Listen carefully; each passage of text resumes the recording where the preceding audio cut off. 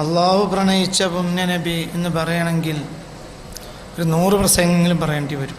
അത്രയും വലിയ വിഷയമാണ്. അള്ളാഹു പ്രണയിച്ച പുണ്യനബി എന്ന് പറഞ്ഞാൽ അതൊരു വിശാലമായ വിഷയം.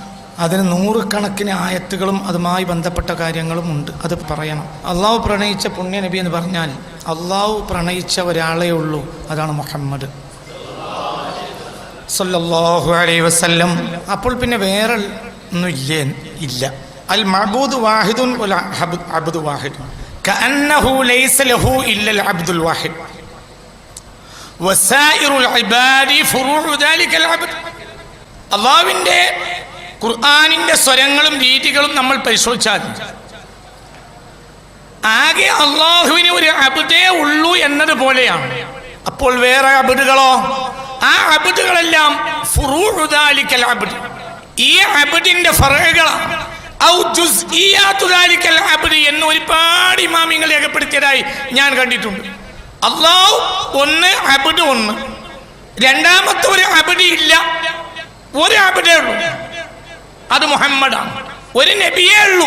ബാക്കിയുള്ള നബിയോ അൽ അംബിയാഉ ഇലൻ നബിയിൽ കാമിൽ വൽ മുബശ്ശിറൂൻ, അവസാനത്തെ ആൾ അത് പറയുകയും ചെയ്തു. വമുബശ്ശിറൻ ബിറസൂലിൻ യഅതി മിൻ ബഅദി ഇസ്മുഹു അഹ്മദ്. അവസാനത്തെ ആൾ അത് പറഞ്ഞു സയ്യിദുനാ ഈസ. ഞാൻ മുബശ്ശിറായി വന്നതാണ്. ആദമോ മുബശ്ശിറാണ്. സയ്യിദുനാ ഇബ്രാഹിമോ സയ്യിദുനാ ഇബ്രാഹിം. എന്താ സയ്യിദുനാ ഇബ്രാഹിം? റബ്ബനാ വബ്അസ് ഫീഹിം റസൂലൻ മിൻഹും യത്ലു അലൈഹിം ആയാതിക. അപ്പോൾ മുബശ്ശിറാണ് ആര്? സയ്യിദ് ഇബ്രാഹിം. മുബശ്ശിറാണ് ആര്? സയ്യിദുനാ നൂഹ്. മുബശ്ശിറാണ് ആര്? സയ്യിദുനാ മൂസ. മുബശ്ശിറാണ് ആര്? സയ്യിദുനാ ഈസ. എല്ലാം മുബശ്ശിറ. ഫഖൻ നബിയിന ഫീ ഖൽഖിൻ വഫീ ഖുലുഖിൻ വലം യുദാനുഹു ഫീ ഇൽമിൻ വലാ കറമിൻ വകുല്ലുഹും മിൻ റസൂലില്ലാഹി മുൽതമിസുൻ ഗർഫൻ മിനൽ ബഹർ. ഞാൻ ഒറ്റ ഉദാഹരണം പറയാം. അല്ലാഹുവിന് നബിയോടുള്ള ഇഷ്ടം എൻ്റെ കുട്ടികൾ മനസ്സിലാക്കാൻ നിങ്ങൾ റിസർച്ച് ചെയ്യണം, ഇത് പഠിക്കണം. ഇത് പഠിച്ചാൽ വാതിൽ തുറന്നു കിട്ടും. അള്ളാഹു തൗഫീക്ക് തരട്ടെ. 20 കൊല്ലം ഞാൻ കേരളത്തിൽ റസൂലുള്ളാഹിനെ മദ്ഹ് പ്രസംഗിച്ചിട്ടുണ്ട്. അതാണ് എൻ്റെ മൂലധനം. അള്ളാഹുവിനെ കാണാൻ എനിക്കുള്ള മൂലധനം മുസ്തഫ റസൂലുള്ളാഹിന്റെ മദ്ഹ്. ആകെ ആറ്റി കുറുക്കിയാൽ അവിടെ കൊണ്ടുപോയി എത്തിക്കും. പുണ്യ റസൂൽ, ഒരൊറ്റ അള്ളാഹിന്റെ പ്രണയം പറയാ പുണ്യ റസൂലിനോട്. എല്ലാ നബിമാരുടെ ഖൗമിനെയും അല്ലാഹു മുഅറബാക്കി. ശൈഖുൽ അംബിയാ സയ്യിദുനാ നൂഹ് നബി അലൈഹിസ്സലാത്തു വസ്സലാം അല്ലേ ശൈഖുൽ അംബിയാ? അവരല്ലേ അവ്വലുർ റസൂൽ? ആദ്യത്തെ റസൂലാണ് സയ്യിദുനാ നൂഹ്. ശൈഖുൽ അംബിയാ ആണ് സയ്യിദുനാ നൂഹ്. ഈ മഹാന്റെ ജനതയെ അല്ലാഹു തആല അദാബാക്കി. രണ്ടാമത്തെ ദ്വിതീയനല്ലേ? ലോകത്തെ രണ്ടാമത്തെ ദ്വിതീയനാണ് സയ്യിദുനാ ഇബ്രാഹിം. ആ ജനതയെ അല്ലാഹു തആല അദാബാക്കി. സയ്യിദുനാ മൂസ ഉലുൽ അസ്മിൽ മൂന്നാമത്തെ ആളാണ് സയ്യിദുനാ മൂസ. 136 തവണ ഖുർആൻ പറഞ്ഞ ആളാണ് സയ്യിദുനാ മൂസ. അല്ലാഹു അദാബാക്കിയത് എത്ര തവണ? സയ്യിദുനാ ഈസ. അല്ലാഹു ആ ജനതയെ അദാബാക്കിയെന്ന സുവിധമാണ്. എന്നാൽ മുഹമ്മദ്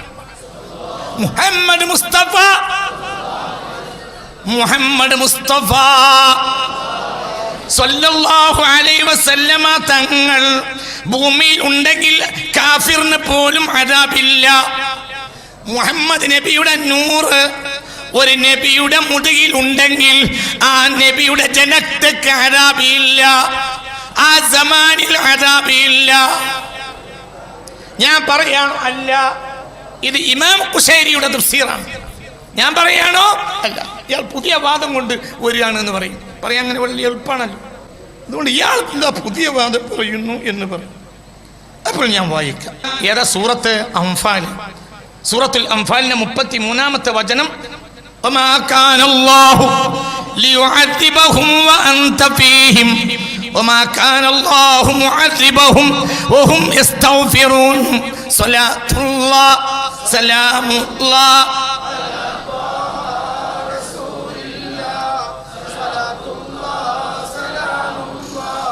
على ياسين حبيب الله توسلنا ببسم الله وبالهادي رسول الله.